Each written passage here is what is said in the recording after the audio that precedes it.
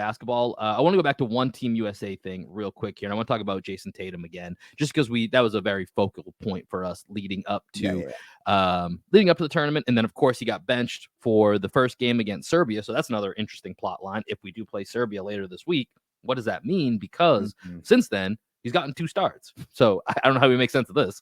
Gets a start against South Sudan, pretty uneventful. And then against Puerto Rico, he goes and gets a double-double, 10 points, 10 rebounds, 3 assists and 2 steals. So a really well-rounded overall game. But what I'm curious to ask you, Greg, is what do you make of the role? And this was kind of going back to the Joel Embiid combo we had a little bit earlier here, where it just feels like it doesn't fit with Joel Embiid. Whereas Tatum on this team, and I went back and looked at some of his stats from the last Olympics, it's a very, very different role that he has this year versus what he did in 2021.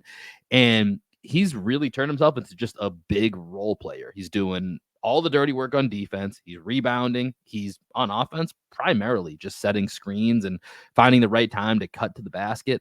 What have you made of the adaptation for Jayson Tatum in this particular Olympics?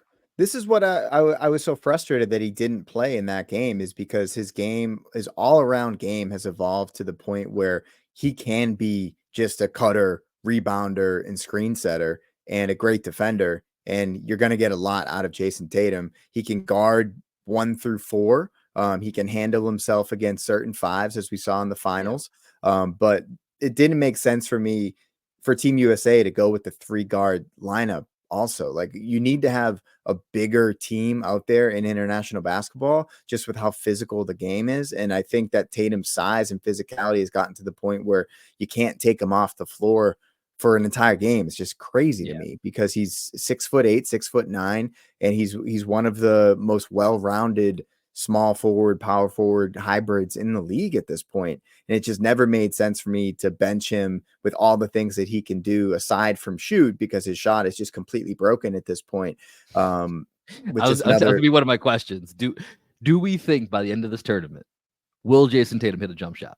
I don't think Not even so, a 3, man. just a jump shot. I don't think so. His shot, he looks like he has no confidence in his shot. I'm starting to get very worried. I'm going to be honest. Like, I'm starting to get, like, I feel like it's almost the yips. Like, so think at the end of the Puerto Rico game, they tried to get him a couple jump shots, and he missed both of them. And specifically the second one worried me. He had a wide open shot, hesitated, pump faked, kind of stepped to the side. Looked like he might have almost traveled, in my opinion. And then took a harder. It seemed like he put like a lot of arc on it. He was like really thinking about his mechanics. Do you know what it is? It's when we used to see Jaylen Brown struggle, and we're like, man, I can see he's in his head, like going for the arc, or like he's dipping his knees more than he usually does, trying to like almost like overly focus on his mechanics. But it is starting to feel like that engine light, like when you're in a car and you're just hoping it's going to turn itself off. I don't know if I'm starting to get worried that we may need to bring in Tatum for a I think with Team USA, and obviously he didn't shoot well at all for the Celtics in the playoffs either. It's like he's such a rhythm player, and he doesn't have the ball in his hands at all. So he's basically a spot up shooter for this team, and he's never been a spot up shooter. So he likes to get into a rhythm, going into his bag with the little sidestep 3 that he does to find his kind of shooting pocket. And it doesn't seem like he understands where his shooting pocket is at this point. Remember when he made that switch with his free throw, where he would start like bringing it up to a certain point and then resetting and going up? That was because Drew Hanlon had a comment about this, is earlier in the season, they realized that his shooting pocket was too low or too high, one or the other. And they were trying to figure out what that shooting pocket is. For my perspective, man, I just think he needs to find a shooting coach and just move away from Drew Hanlon and just like have Drew Hanlon be his skill development guy. Fine. Right. But Drew Hanlon is not a shooting coach, man. And like, you need to find a specific shooting coach who can help you with your shot, because your shot is broken. It looks worse every single year. I mean, I told you earlier, I look back on some of Tatum's stats from last Olympics. You know, I mean, like, once again, he was featured much more heavily because that team needed him to be. It was basically because Lillard wasn't great. So it was him, Booker, and Durant were doing the majority of the scoring in that Olympics.